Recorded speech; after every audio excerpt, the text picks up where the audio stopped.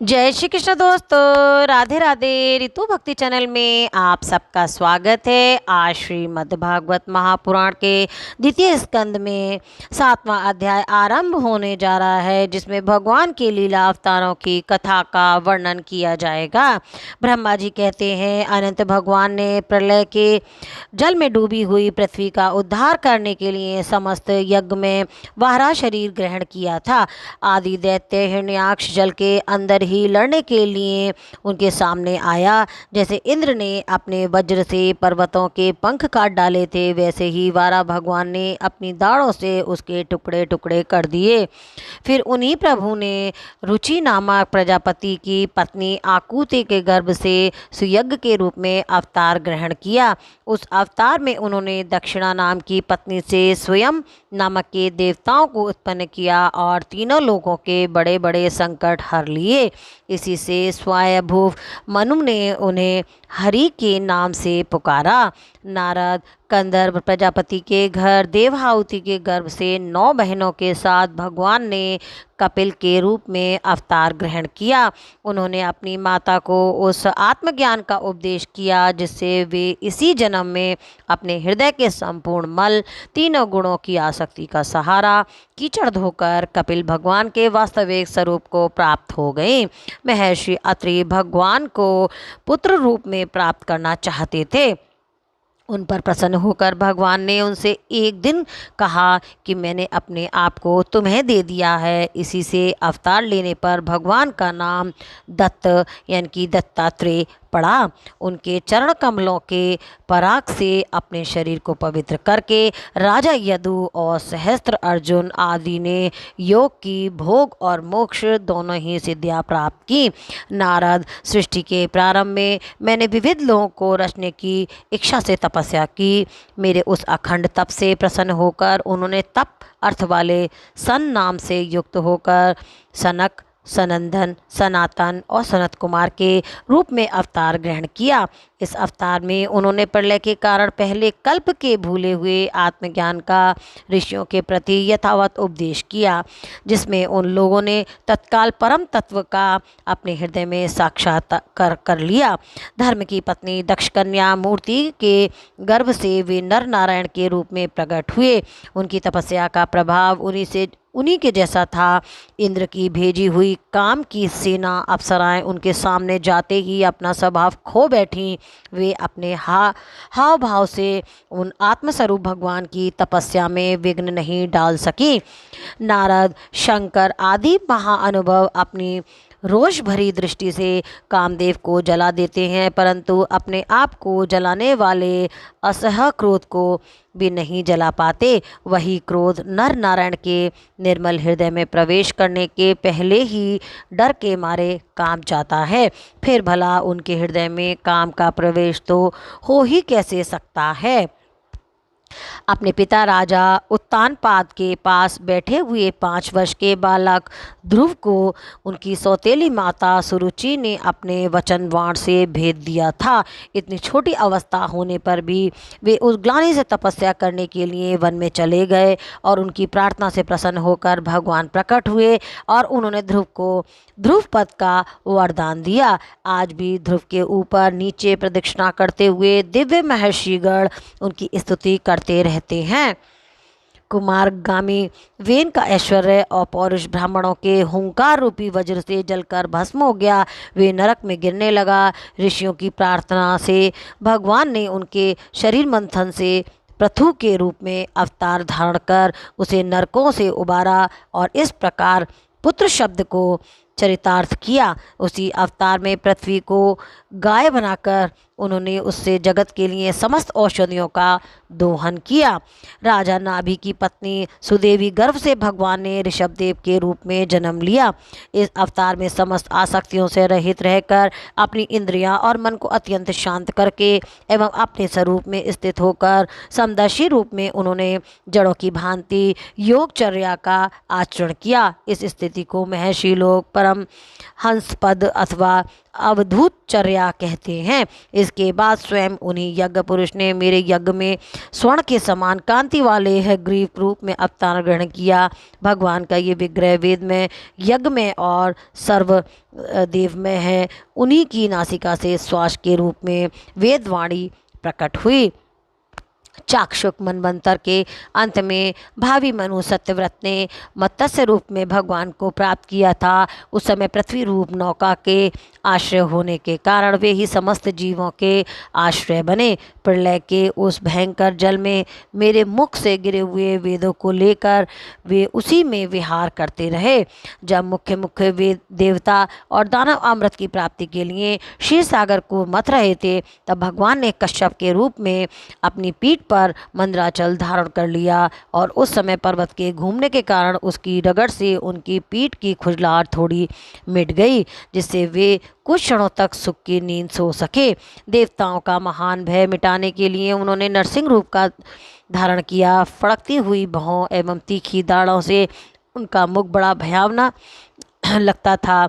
हिरण्यकश्यपु उन्हें देखते ही हाथ में गदा लेकर उन पर टूट पड़ा। इस पर भगवान नरसिंह ने दूर से ही उसे पकड़कर अपनी जांघों पर डाल लिया और उसके छटपटाते रहने पर भी अपनी नखों से उसका पेट फाड़ डाला। बड़े भारी सरोवर में महाबली ग्रह ने गजेंद्र का पैर पकड़ लिया। तब बहुत थककर वे घबरा गया। तब उसने अपनी सूंड से कमल लेकर भगवान को पुकारा, हे आदि पुरुष, हे समस्त लोकों के स्वामी, हे श्रवण मास से कल्याण करने वाले। उनकी पुकार सुनकर अनंत शक्ति भगवान चक्रपाणी गरुड़ की पीठ पर चढ़कर वहां आए और अपने चक्र से उन्होंने ग्रह का मस्तक उखाड़ लिया। इस प्रकार कृपा पर वश भगवान ने अपने शरणागत गजेंद्र की सूंड पकड़कर उस विपत्ति से उसका उद्धार किया। भगवान वामन अदिति के पुत्रों से सबसे छोटे थे, परंतु गुणों की दृष्टि से वे सबसे बड़े थे, क्योंकि यज्ञ पुरुष भगवान ने इस अवतार में बलि के संकल्प छोड़ते हुए संपूर्ण लोगों को अपने चरणों से ही नाप लिया था। वामन बनकर उन्होंने 3 पग पृथ्वी के बहाने बलि से सारी पृथ्वी ले ही ली थी, परंतु इससे ये बात सिद्ध कर ली गई थी कि सन्मार्ग पर चलने वाला पुरुषों को याचना के सिवा और किसी उपाय में समर्थ पुरुष भी अपने स्थान से नहीं हटा सकते, ऐश्वर्य से च्युत नहीं कर सकते। दैत्यराज बलि ने अपने सिर पर स्वयं वामन भगवान का चरणामृत धारण किया था। ऐसी स्थिति में उन्हें जो देवताओं के राजा इंद्र की पदवी मिली, उससे कोई बलि का पुरुषार्थ नहीं था। अपने गुरु शुक्राचार्य के मना करने पर भी वे अपनी प्रतिज्ञा के विपरीत कुछ भी करने को तैयार नहीं हुए। और तो क्या, भगवान का तीसरा पग पूरा करने के लिए उन्होंने चरणों में सिर रखकर उनके अपने आप को समर्पित कर दिया। नारद, तुम्हारे अत्यंत प्रेम भाव से परम प्रसन्न होकर हंस के रूप में भगवान ने तुम्हें योग, ज्ञान और आत्मतत्व को प्रकाशित करने वाला भगवत धर्म का उपदेश किया है।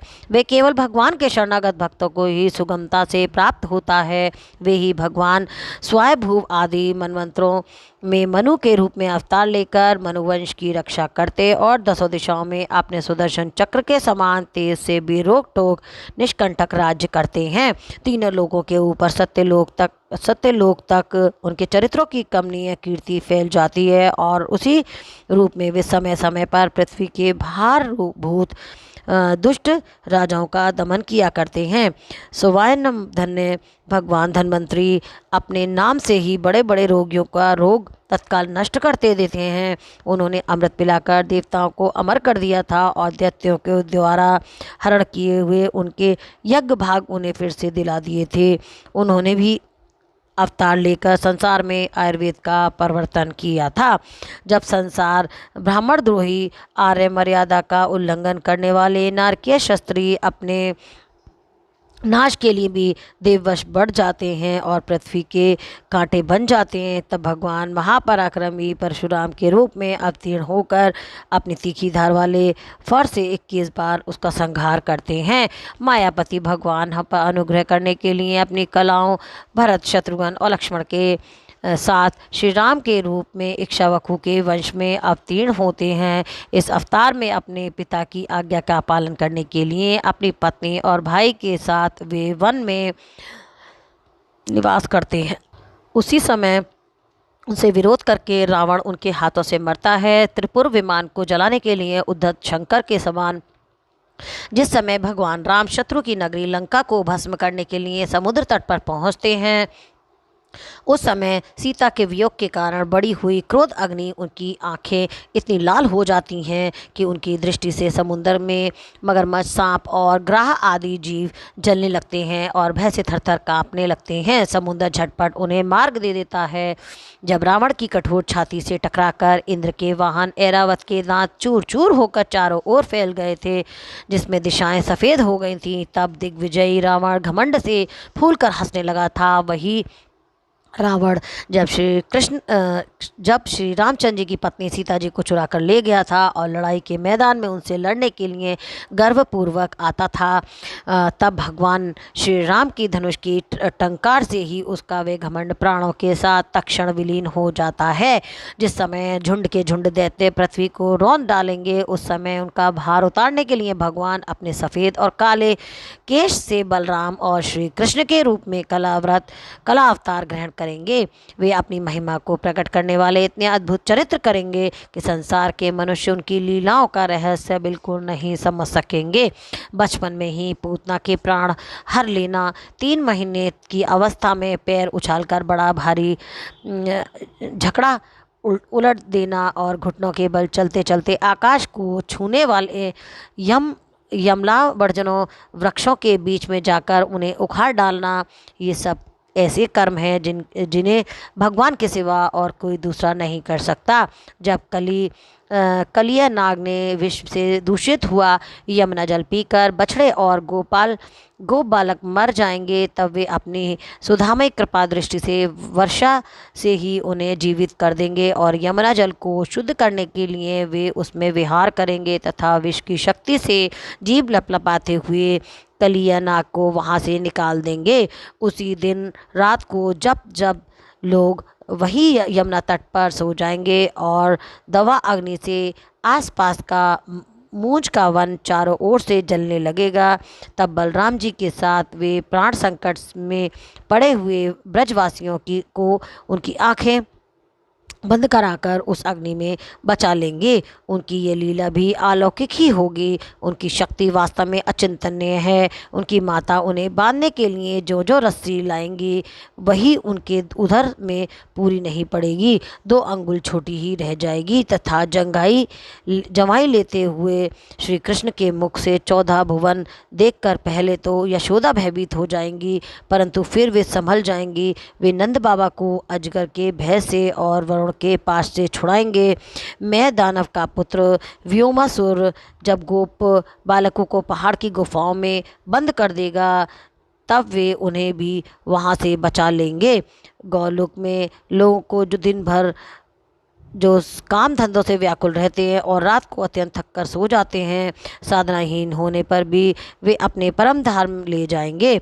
निष्पाप नारद जब श्री कृष्ण की सलाह से गोप लोग इंद्र यज्ञ बंद कर देंगे, तब इंद्र वज्र भूमि का नाश करने के लिए चारों ओर से मूसलाधार वर्षा करने लगेंगे। इससे उनकी तथा उनके पशुओं की रक्षा करने के लिए भगवान कृपा वश हो 7 वर्ष की अवस्था में ही 7 दिनों तक गोवर्धन पर्वत को एक ही हाथ से छत्रक पुष्प कुकरमुत्ते की तरह खेल खेल में ही धारण कर लेंगे। वृंदावन में विहार करते हुए रास करने की इच्छा से वे रात के समय जब चंद्रमा की उज्जवल चांदनी चारों ओर से छिटक रही होगी, अपनी बांसुरी पर मधुर संगीत की लंबी तान छेड़ेंगे। उसमें प्रेम विवश होकर आई हुई गोपियों को जब कुबेर का सेवक शंखचूर्ण हरण कर लेगा, तब वे उनका सिर उतार लेंगे। और भी बहुत से प्रम्भलासुर, धेनुकासुर, बकासुर, केशी, अरिष्टासुर आदि दैत्य, चारुण आदि पहलवान, युवलकंस,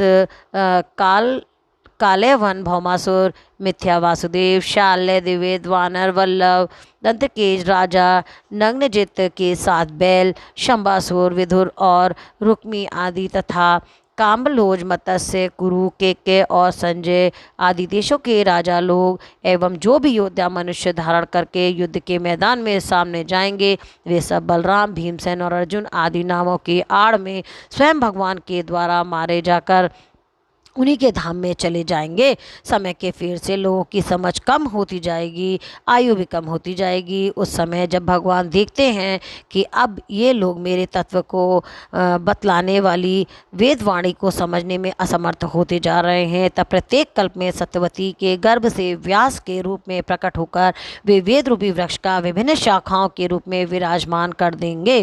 देवताओं के शत्रु दैत्य लोग भी वेद मार्ग का सहारा लेकर मया दानव के बनाए हुए अदृश्य वेग वाले नगरों में रहकर लोगों का सत्यानाश करने लगेंगे। तब भगवान लोगों की बुद्धि में मोह और अत्यंत लोभ उत्पन्न करने वाला वेश धारण करके बुद्ध के रूप में बहुत से उपधर्मों का उपदेश करेंगे। कलयुग के अंत में जब सत्पुरुषों के घर भी भगवान की कथा होने में बाधा पड़ने लगेगी, ब्राह्मण, क्षत्रिय तथा वैश्य, पाखंडी और शूद्र राजा हो जाएंगे। यहाँ तक कि कहीं भी स्वाहा स्वधा वश टक्कर की ध्वनि, देवता पितरों की यज्ञ श्राद्ध की बात तक नहीं सुनाई पड़ेगी। तब कलयुग का शासन करने के लिए भगवान कली का अवतार ग्रहण करेंगे।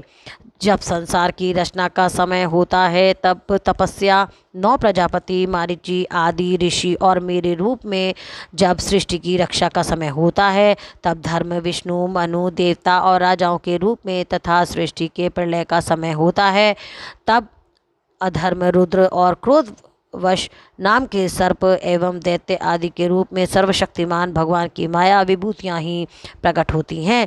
अपनी प्रतिभा के बल से पृथ्वी के एक एक धूलि कण को गिन चुकने पर भी जगत में ऐसा कौन पुरुष है जो भगवान की शक्तियों की गणना कर सकते हैं।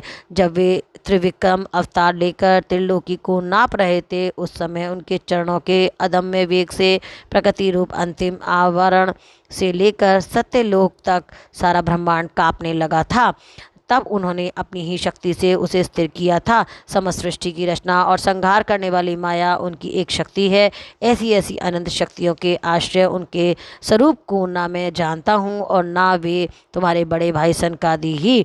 फिर दूसरों का तो कहना ही क्या है। आदिदेव भगवान शेष सहस्त्र मुख से उनके गुणों का गायन करते आ रहे हैं, परंतु वे सब भी उनके अंत की कल्पना नहीं कर सकते, जो निष्कपट भाव से अपना सर्वस्व और अपने आप को भी उनके चरण कमलों में निछावर कर देते हैं। उन पर वे अनंत भगवान स्वयं ही अपनी ओर से दया करते हैं और उनकी दया के पात्र ही उनकी दुस्तर माया का स्वरूप जानते हैं और उनके पार जाते हैं।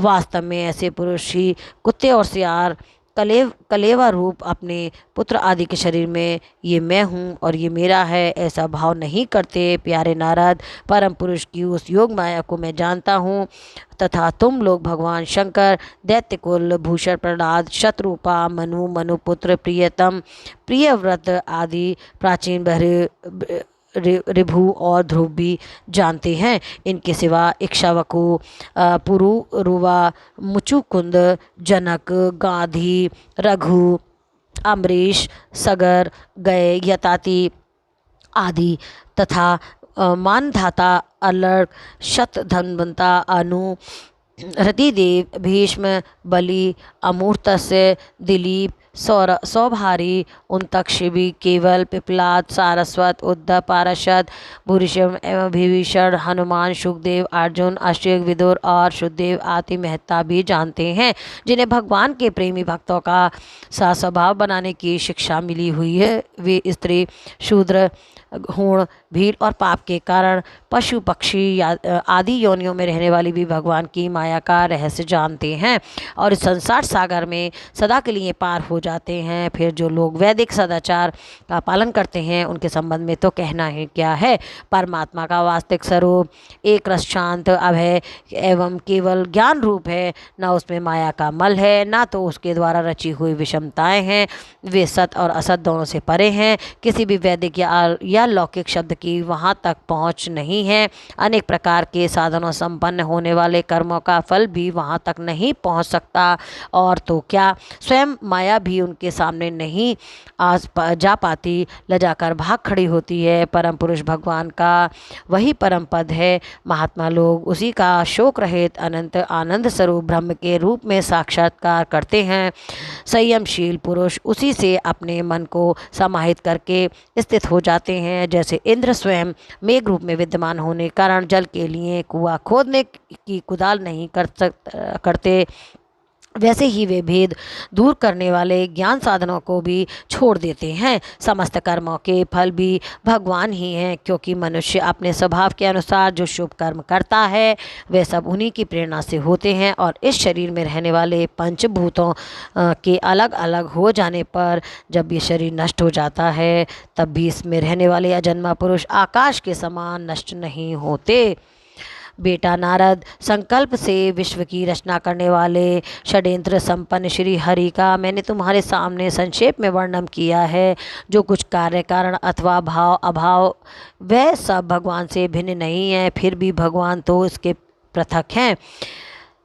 भगवान ने मुझे जो उपदेश किया था वह यही भागवत है, जिससे भगवान की विभूतियों का संक्षिप्त वर्णन है। तुम इसका विस्तार करो। जिस प्रकार सबके आश्रय और सर्वस्वरूप भगवान श्री हरि में लोगों की प्रेममयी भक्ति हो, ऐसा निश्चय करके इसका वर्णन करो। जो पुरुष भगवान की अचिंतनीय शक्ति माया का वर्णन या दूसरे के द्वारा किए हुए वर्णन का अनुमोदन करते हैं अथवा श्रद्धा के साथ नित्य श्रवण करते हैं, उनका चित्त माया में कभी भी मोहित नहीं होता। इति श्रीमद्भागवते महापुराणे पारमहंस संहितायां द्वितीय स्कंदे ब्रह्मा नारद सप्तदशो अध्याय संपन्न। बोल कृष्ण भगवान की जय। ओम नमो नारायण भगवते वासुदेवाय नमः।